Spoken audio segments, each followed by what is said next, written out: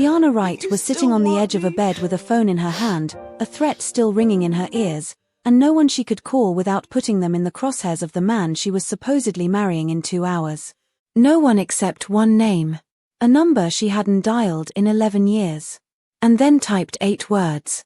"If you still want me, come get me." She hit send. She had no idea that 2 hours away, the most feared man in Chicago's underground looked at those words, stood up from his chair, and walked directly to a helicopter. She had no idea what was coming. Neither did her fiancé. Let's go back to the beginning. Because you cannot understand what happened in that garden without understanding what happened on a rooftop, a long time ago, between 2 young people who had no business making promises they couldn't know how to keep. Tiana was a middle school art teacher. The kind that students come back to visit years later, standing awkwardly in the doorway of her classroom, grown in ways they can't quite articulate, wanting to tell her that she had mattered. She painted murals on school hallways, large, breathing things in colors so vivid that children stopped mid-sprint in the corridor to look up at them. She brought food to sick neighbors without being asked and without making anything of it afterward. She was, in every honest and unperformative sense, a woman built entirely for love, and she carried, quietly, in the place she didn't examine too often, the particular ache of someone who had once understood exactly what love was supposed to feel like and had not quite found that frequency again since. She had a name for the ache once. She had stopped using it years ago. Jae-won arrived on the south side of Chicago at 18 years old and looked like he had already seen enough of the world to stop expecting anything good from it. He had been placed with the Choi family, a Korean-American household 3 blocks from the Wright home after his mother, Soon-yi, was hospitalized and then deported in the same brutal, consecutive month. She had kept their small world intact through sheer will and double shifts for years, a dry cleaner in the morning, a restaurant at night, weekends whenever someone needed coverage. She was the kind of woman who never stopped until her body made that choice for her. She died. And Jae-won was left holding the space where their life had been. He spoke English with careful effort. He kept to himself with the precision of someone who has learned that getting close to things means being present when they disappear. He was brilliant in the specific way that quiet, watchful people tend to be brilliant, observant in a way that bordered on unsettling. Grief had bent his posture and put something old and guarded behind his eyes that had no business living in a teenager's face.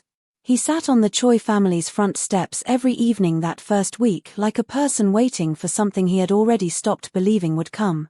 Tiana saw him sitting there for the first time that day. She brought him a plate of jollof rice. Because that was what her mother had always done when words felt insufficient, led with food, let the rest follow at its own pace. He looked at the plate. He looked at her. He looked back at the plate with the particular expression of a person trying to locate the motive in a gesture and genuinely coming up empty. She sat down next to him without being invited and told him, with the cheerful directness of a girl who had never once in her life struggled to speak her mind, that the rice was going to get cold if he kept staring at it like it had personally done him wrong. He laughed. Short. Involuntary. Like it happened to him against his will. Like laughter was something his body remembered independently of whatever defenses his mind had assembled. He looked almost surprised at the sound of it. That laugh. That small, startled, unguarded sound. That was where everything started. Within weeks they were inseparable in the way that only happens when you are young and searching, consciously or not, for the person who makes the confusing world feel like the right size. She taught him the neighborhood's unwritten grammar. The faces you trusted and the ones you read carefully. The corners you didn't cut through after 9 o'clock and why. The corner store owner who extended credit only to people he had decided he liked, and the specific art of making him like you. She translated Cypress Street for him the way a local guide translates a foreign country, not just the landmarks, but the culture, the feeling, the rules underneath the rules. He taught her Korean in exchange, sitting at her mother's kitchen table with sheets of paper between them, folding paper cranes while she demolished his native vowels with a cheerful disregard for accuracy, laughing at her pronunciation with such warmth and delight that she kept getting words wrong on purpose, specifically and strategically, just to keep that sound of him laughing alive in the room a little longer. Her mother fed him like he was already family. Her little sister decided within 2 weeks that he was her favorite person in the building and told him so without shame, which made him look briefly like he didn't know what to do with being someone's favorite. He slid into the life of that household the way people slide into the things they were always supposed to be part of, without ceremony, without announcement, as if the space had simply been waiting for the specific shape of him. For Tiana, he was the first person she had ever chosen entirely and purely on instinct.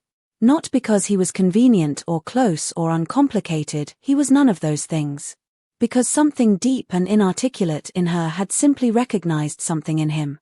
The way you suddenly understand a word in a language you didn't know you'd been learning all along. For Jae-won, Tiana and her family and that kitchen table were the first experience he had ever had of home that did not come with conditions attached.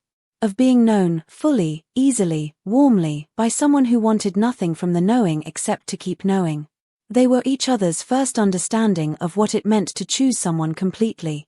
On the 4th of July, the summer they were still teenagers, they climbed onto the roof of her parents' garage as the sky above the south side began to fracture open with color and light and sound. The city sprawled below them in every direction, loud and enormous and indifferent in the way cities are, and they lay on their backs above all of it. Two young people on a warm night who were, in every way that mattered, above the world. If life ever takes us somewhere the other one can't follow, Jae-won said, and his voice carried the particular gravity of someone who already knows, from lived experience, that loss is not a poetic concept but a physical reality. Just say the word. I'll come back. Tiana turned her head and looked at his profile against the colored, exploding light. Same, she said. Simply. No questions asked. Just come. They were young and they meant every single syllable of it. He was gone before she woke up on a Tuesday morning in March, 2 years later. No note. No phone call. No explanation left behind for anyone who might come looking for one. Just the Choi family's careful, measured, eyes slightly averted account that he had returned to Seoul, delivered in the specific way of people repeating words they have been given rather than selecting their own, and the particular silence of a front stoop that was empty in a way that felt different from ordinary empty. She tried his number twice over the following year. Dead both times.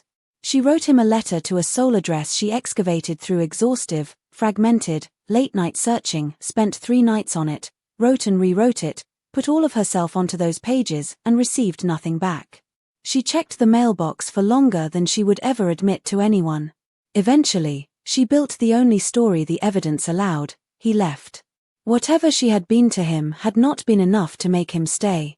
The rooftop promise had been what promises made by teenagers almost always are: genuine and whole in the moment, and unable to survive the actual grinding weight of the world. She grieved for a long time. The particular grief of losing someone who chose to go, which is sharper in some places than grief for the dead, and duller in others, and complicated always by the knowledge that somewhere out there, the person was still breathing and living and simply, by apparent choice, absent from your life. Then she did what people who are built for survival do. She rebuilt. And then she met the man of her dreams. Or so she thought. Derek Coleman walked into her life on a Wednesday evening at a Southside fundraiser for an after-school program, which was exactly the kind of event a man who wanted to be seen as trustworthy knew to attend and be seen at. He was 41, polished, and established in Chicago's landscape in a way that made him appear simultaneously powerful and principled, a senior partner at one of the city's most respected civic law firms, a man with non-profit board seats and a reputation in the black professional community that had been constructed with the patience and precision. He pursued Tiana with patience, never too much, never overwhelming, always calibrated just below the level where attention becomes pressure. He met her parents within the first 3 months and sat in that Cypress Street living room and made her father laugh within 20 minutes, which was, and Tiana knew this about herself, the one thing she had never quite been able to look past. Her father was not easily charmed. He had a built-in detector for performance versus substance, and it had never once malfunctioned. She was careful with Derek. The way a woman who has genuinely loved and genuinely lost tends to be careful with everything that comes after, measuring it, holding it at a slight considered distance while assessing its actual weight. But he was consistent. He showed up. He called when he said he would call. He did not disappear. 2 years in, he proposed in her mother's living room with her whole family present, and Beverly Wright burst into tears before Tiana had even answered, which told her everything about how much her mother had needed this moment to happen. She said yes. She told herself it was love. She was almost entirely right in the devastating way a person can feel something genuine that is resting, at its very foundation, on a lie. What Tiana did not know was that Derek Coleman held a dark secret that would destroy her. The email arrived a day before the wedding. Just 2 photographs from an address she didn't recognize. She almost deleted it without opening it. Something inside her made her click. Derek. A woman she had never heard him mention, beautiful and relaxed and sitting close to him, intimately close, like she belonged right next to him. A baby on his lap, held with the natural, proprietary comfort of a man who had held that child many, many times before. Their body language was in a way that left no room for doubt. Derek, her husband-to-be, had a secret family. The revelation was beyond devastating. The timestamps said 8 months ago. 5 months into her engagement. Tiana sat with those photographs for hours. She turned them over in her mind the way you turn a broken thing over, looking for the angle where it isn't broken, where an explanation resolves into something other than what it obviously is. But there was nothing. And then the memories started to replay in her mind. The cracks in the performance had been everywhere. The phone that quietly left the room. The evenings that were suddenly unavailable. It was all starting to make sense now. How had she missed this? Because she hadn't been looking. Because he had given her every reason not to look. In the few hours before the wedding, her white dress already zipped, her mother's pearls already at her throat, Tiana found Derek in the hotel corridor and confronted him. "I'm going to call off the wedding," she declared, slamming her phone against his chest. As soon as he laid eyes on the phone, his expression was the epitome of guilt itself. He didn't deny it. Didn't reach for her. Didn't perform a single syllable of remorse. He looked at her with the stillness of a man who had prepared for this possibility and wasn't bothered by it. Like having another life with another woman was normal. Does that change anything? "We are already getting married in 2 hours," his words made Tiana's brows furrow in disbelief. "How dare you say that to me after what you did?" He paused and then started. "Look, I know I made a mistake, but Common, you are not going to ruin our lives because of a minor thing like this, would you?" Every word that came out of his mouth was unbelievable. Did this man seriously call having an affair and a secret child minor? "Watch me," Tiana said as she turned to leave, but her steps were cut short. Derek violently dragged her by the arm and pinned her to the wall. And then, in a voice barely above the murmur of the hotel corridor, he told her exactly what would happen if she disrupted the ceremony. He mentioned her father's business with enough specificity to confirm he had studied it. He mentioned her mother. "Everyone connected to you in any way will suffer if you try anything funny. I'll destroy you and that family you so love," he uttered with the same calm voice he had used to woo her. Only it was far from anything romantic. Death threats to anyone remotely involved with her. "I'm not going to let you ruin my reputation and in front of everyone." His mask had finally slipped, unveiling the monster beneath his kind, gentle facade. The look in his eyes said it all. He would go above and beyond to make this wedding happen. Then he straightened his tie and walked away without looking back. Not a single raised voice. Not a single wasted word. Tiana stood in that corridor, shook and alone as she tried to make sense of this betrayal. The weight of her naivety crushing her, she returned to the bridal suite and locked the door. She sat on the edge of the bed, still reeling in shock. Her bridesmaids were due in 40 minutes. The final wedding arrangements were done and the morning light was the golden kind that photographers specifically pray for. Tiana sat very still in the middle of all of it and understood, completely, without a single cushion of remaining ambiguity, that she was trapped. In the hands of a demonic predator. She couldn't call her mother. Her mother became a target the moment she was included. Same with her friends, her sister, anyone Derek could see and reach and apply pressure to. She had no recording of the corridor conversation. She had no witnesses. She had 2 photographs and a threat delivered in a hotel hallway against a man whose civic reputation had been built brick by careful brick over 2 decades, specifically to be more credible than the woman making accusations against him. She was wearing a dress that had made her mother weep with joy. Inside a trap that had been 2 years in the making. She was, by every practical calculation, out of options. She opened her phone. Almost at the point of tears. Tiana scrolled past everyone who made sense. Her mother. Her sister. Her best friend from college. Everyone who could be turned into leverage the moment Derek knew she'd called them.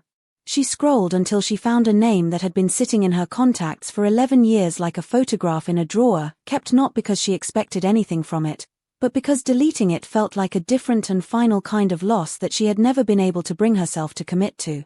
She stared at it for a long time. Then, because she had nothing else and the clock was running and she had promised herself years ago that she would not go down without reaching for something, she typed 8 words. "If you still want me, come get me."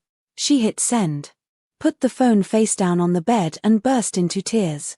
She told herself this was just completion, sending a message into silence so she could say she had tried. She told herself this changed nothing. A hopeless hope. The message delivered. About an hour away, Jae-won looked at his phone. He read it once. Twice. Jae-won sprang up from his seat like he had been waiting for those words his whole life. "Get the chopper ready," he said to one of his men. The venue on the afternoon of Tiana's wedding was the kind of beautiful that makes people reach for their phones before they've even found their seats. Old oak trees rose on both sides of the manicured lawn, enormous and ancient and draped in string lights that caught the afternoon sun and scattered it in small warm pools across the white chairs arranged in careful, precise rows. The floral arch at the ceremony's end was a work of considered art, white blooms and trailing greenery against the open blue sky. A string quartet played something elegant and unobtrusive that carried on the afternoon air, and 200 guests arrived in their finest, filling the chairs with the particular energy of people who have been looking forward to something. Derek Coleman stood at the altar at the far end of it all and looked like precisely what he had spent decades constructing himself to look like: composed, impressive, the embodiment of a man at the apex of his story. Beside him, the officiant arranged his papers. The guests settled. Everything was in place. The string quartet shifted into the processional, and every head turned. Tiana came down the aisle on her father's arm. Kofi Wright moved beside his daughter with the careful, contained pride of a man who had worked his entire life for a moment exactly like this one. He was dressed in the suit he'd pressed 3 times this week. His hand was over hers on his arm and he was holding it the way you hold something you know you're about to give away, tightly, lovingly, trying to memorize the weight of it. She was radiant. She was composed. She did not look at Derek's face as she approached the altar. She looked just slightly past it. The officiant had a warm, measured voice and moved through the words with the practiced ease of someone who had done this countless times. He looked out at the assembled guests over the top of his reading glasses, in the way of a man performing a formality that needed to be done. If anyone present knows of any reason why these two should not be joined in the bonds of holy matrimony. He paused. Breathed. Speak now. Or forever hold your peace. The silence that followed lasted approximately 4 seconds. And then it was broken not by a voice, but by a rattling sound. A sound that started at the edge of perception, a low rhythmic thrum that could at first be mistaken for something distant and unrelated, and then grew. Steadily, unmistakably, undeniably grew, filling the open sky above the garden, drowning out the last notes of the quartet, pulling every head upward with the involuntary animal instinct of people registering something large and unexpected directly overhead. A helicopter descended over the ceremony. It came down, deliberate and unhurried, consuming the space beneath it. It landed at the edge of the garden with a force that bent the surrounding grass flat and sent the garden into frenzy. The guests stood frozen with expressions of absolute bewilderment. Some shielding their eyes and holding their clothing like it would rip apart from the violent wind. And then the door opened. 4 able-bodied men wearing the practiced blankness of professionals emerged. Spreading outward from the helicopter in a deliberate fan, reading the layout of the garden with the precise, unhurried assessment of men who are clearing a path in anticipation of something. Or perhaps someone. The path to the altar opened. A tall Korean man stepped out of the helicopter.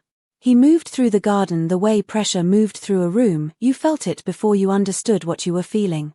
He was dressed simply, dark and clean, nothing ostentatious, nothing performed, and yet every single eye in that garden tracked him with the helpless, involuntary attention that some people command just by occupying space. His face was still. His pace was unhurried. His eyes moved forward and found one thing and locked onto it. Tiana. He walked the full length of that aisle with 200 people watching in complete, stunned silence. The man stopped 6 feet from the altar and looked at her. The way he had always looked at her. Like she was the only fixed point in any room they had ever shared. Like 11 years had moved around him but never through him. The officiant, to his immense credit, had not moved.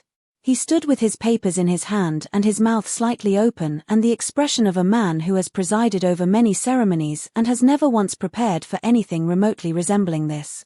At the altar, Derek had gone the specific color of a man experiencing something he had not accounted for. His jaw was set. His eyes were doing rapid, invisible calculations. Tiana stood at the end of the aisle with her father's arm still under her hand and her bouquet held in front of her like something she had forgotten she was holding, and she looked at this man, at this face she had memorized years ago and filed away and yet, never fully managed to stop carrying. Jae-won, she muttered under her breath, her face a mask of disbelief. Tiana felt something happen in her chest that she did not have a name for. Jae-won was different. She could see that immediately and clearly. Same face, sharpened by years. Same eyes, deepened by things she didn't yet know. He held himself like someone who had long ago made peace with the weight of what he carried, not easily, but permanently. He was not the boy from the front stoop. He was something the boy from the front stoop had become, and she couldn't yet read all of what that was. But she knew his face. And he was here. You called for me, Tiana. He said. Not loud. Not performing for the crowd. Speaking directly to her, the way he had always done, like the rest of the room was furniture. Like it was only ever the two of them and the world just happened to also be present. She felt her eyes fill and could not stop it, felt the tears press hot against the backs of her eyes and the tightness rise in her throat, because she had been holding so much together for so many hours and the sight of this face, this specific face, in this specific moment was the first crack in the dam. She didn't speak. She couldn't, quite yet. He looked at her for one long, steady moment. Taking in the dress. The beautiful pearls that adorned her neckline. The bouquet in her hands. The expression she was wearing, which was not the expression of a woman on her wedding day. He read it the way he had always been able to read her, without effort, without error. Then he took one step forward and extended his hand. Let's go. 2 words. Quiet as the first 2. Carrying everything. Tiana looked at his hand, then his face. And then at her puzzled father, who couldn't even fathom what was happening before him. Sorry, Dad, she whispered, her voice barely audible. Tiana dropped her bouquet to the floor, lifted the hem of her dress and descended down the aisle, not slowly, not hesitantly, not looking back again, and when she reached him and took his extended hand, he closed his fingers around hers and she felt, for the first time in a very long time, like she was standing on solid ground. And without a word they turned to go. But Derek had other plans. Where the hell do you think you're going? The ceremony isn't over. His voice shattered the silence. He had moved from the altar faster than anyone had anticipated from a man who had been performing composure 30 seconds ago, and he was in the aisle, blocking the path, his hand reaching for Tiana's arm with the reflexive, entitled grasp of a man who has never had his access to something denied. His fingers didn't reach her though. 2 of Jae-won's men materialized between them, in a way that made Derek's hand stop in midair, before his mind had fully processed the information that continuing this particular motion was not going to end well for him. Derek looked at the men. He was not a small man. He was not an unconfident one. He had spent the better part of his adult life being the most formidable presence in any room he chose to enter. He was accustomed to people moving when he needed them to move. These men did not move. The air in the garden had changed. Every guest in those chairs was absolutely, collectively motionless, the particular stillness of people who understand that they were watching something unimaginable unfold before their very eyes. Derek looked from the men to Jae-won. Something passed between them in that look, a recognition, an assessment, a rapid and silent recalibration. He was a man of considerable intelligence and his intelligence was now telling him, with some urgency, that he had made an error in his understanding of the situation. That the man holding Tiana's hand was not a complication he had prepared for. That the men standing between him and her were not the kind of men whose bluff you called in a garden full of witnesses. His jaw tightened with bubbling rage. His hand lowered.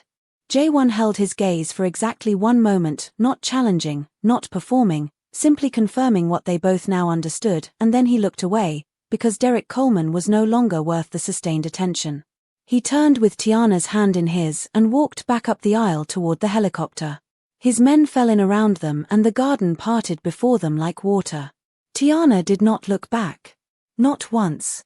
She walked with her hand in Jae-won's and felt the string lights and the oak trees and the white chairs and 200 stunned faces pass on either side of her, and felt, somewhere underneath the disorientation and the fear and the relief that was so big it frightened her, felt something ancient and certain move through her chest like a key turning in a lock that had been stuck for 11 years. They reached the helicopter. He helped her in, the white dress requiring an adjustment he handled without comment, climbed in after her. Below, on the lawn of the most expensive wedding Tiana had never actually had, Derek Coleman stood in his perfect suit at the end of an aisle littered with the white petals of a dropped bouquet, watching the helicopter lift above the oak trees with a controlled fury that had nowhere to go. His guests were still seated. His reputation was already, at this moment, beginning the process of becoming everything but intact. The helicopter had barely touched down before Tiana's composure finally broke. She had held it together through the ceremony, through Derek's corridor threat, through the aisle and the bouquet and the 200 stunned faces. She had held it together in the air, watching Chicago shrink beneath them. But now, in the quiet of Jae-won's residence with the city glowing through the floor-to-ceiling glass, it all came out at once. She paced as she talked, hands moving, voice tight, words tumbling over each other. Derek's threat. Her father's business. Her mother. The school.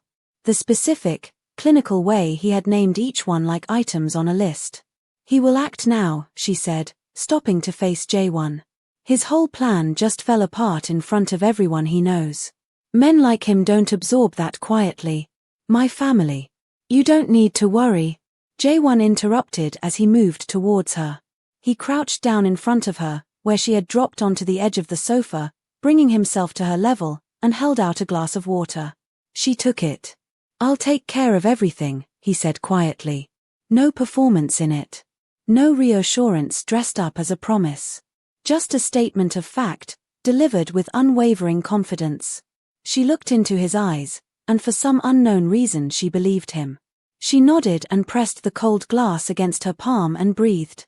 Before the sun broke over Chicago the following morning, Derek Coleman's world was gone. Not dismantled slowly. Not unraveled thread by thread.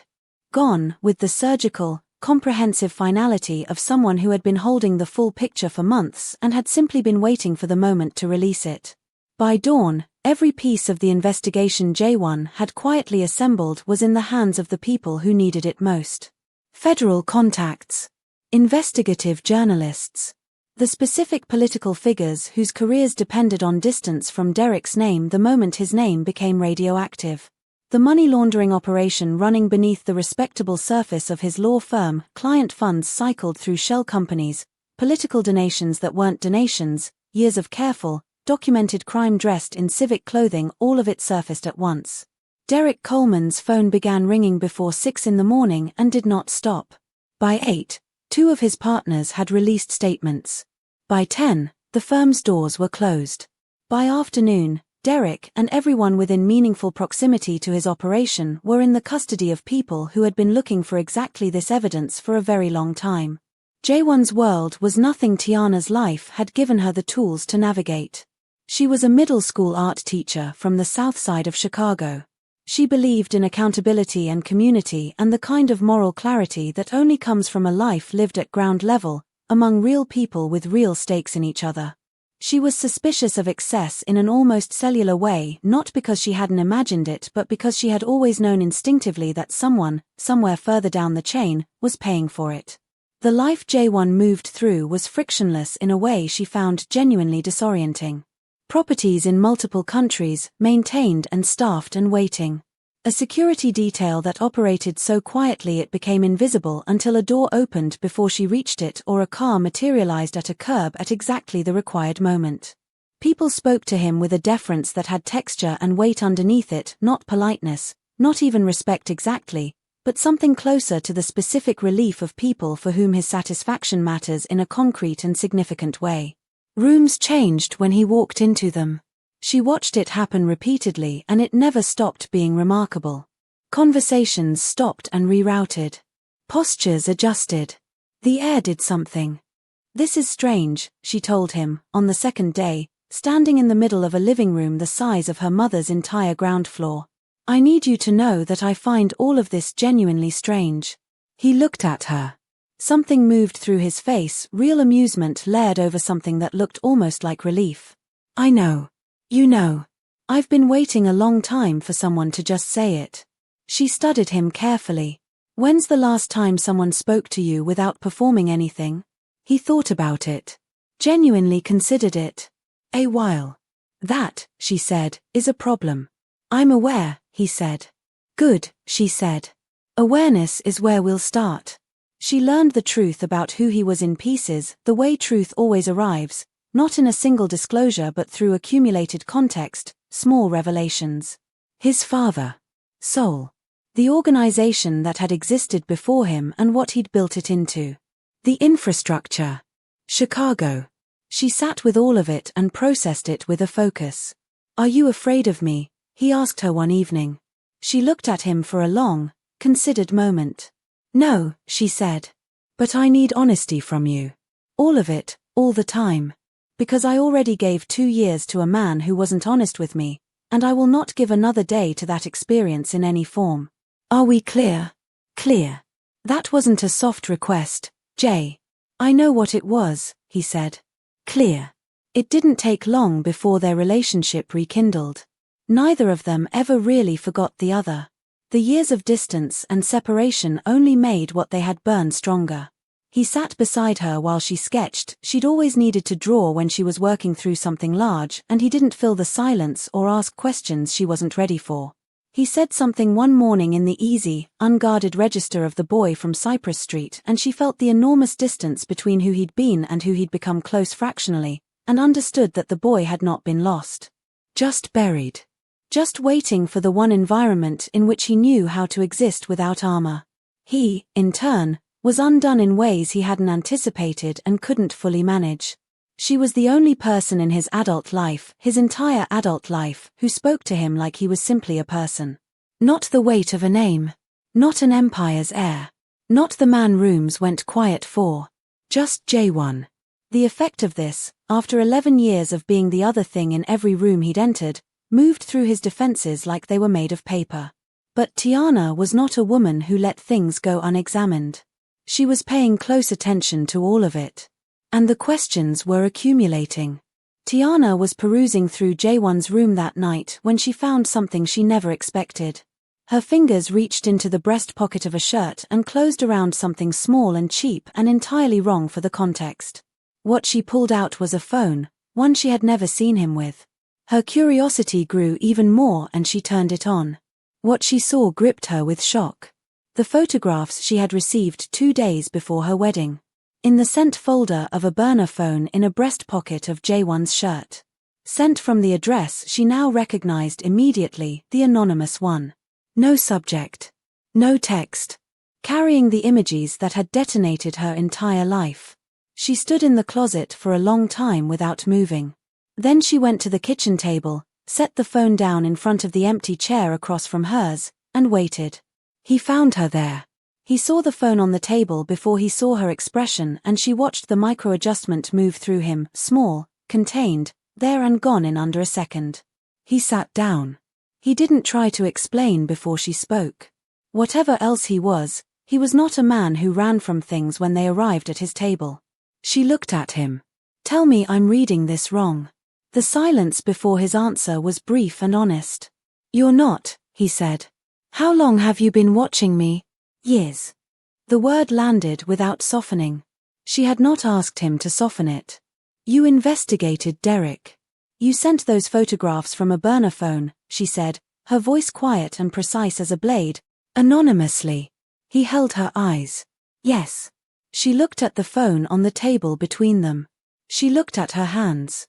She looked back up at him.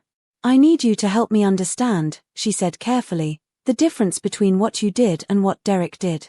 Because right now I'm having a difficult time finding the line, and I need to find the line before I can decide what to do with any of this. That landed the way she intended it to land.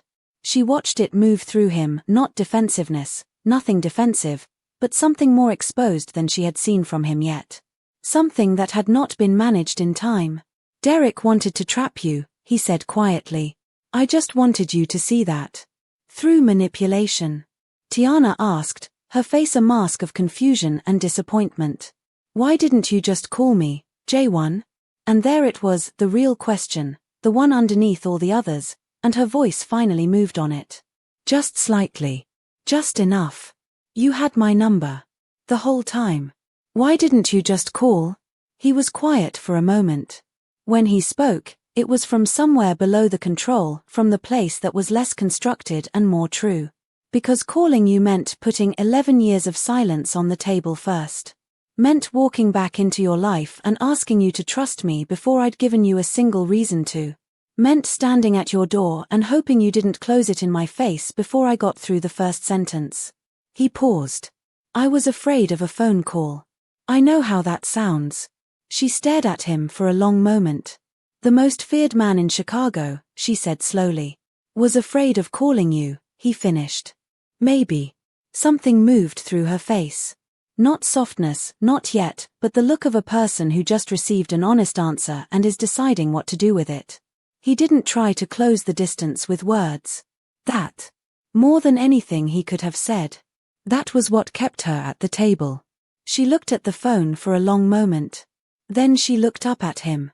I'm not going anywhere, she said. But this is the only time. The one and only time something this significant happens to my life before I'm told about it. If you ever arrange my circumstances to produce an outcome you want, if I ever find out I've been managed, I will leave. Not because I've stopped loving you. Because I cannot be who I am inside something that operates that way. He held her eyes. I understand. Do you? I'll never do that again. She held his gaze for a long time. Looking for the performance in it. Not finding one. Okay, she said. Then that's where we start. Her parents came on a Sunday. Tiana had spent 3 days deciding how to begin that conversation and had ultimately decided to tell them everything. She told them about Derek, the photographs, his wife and child, the corridor and what he had said in it. She watched her father's face go through several things in rapid, controlled succession and she held his eyes through all of them.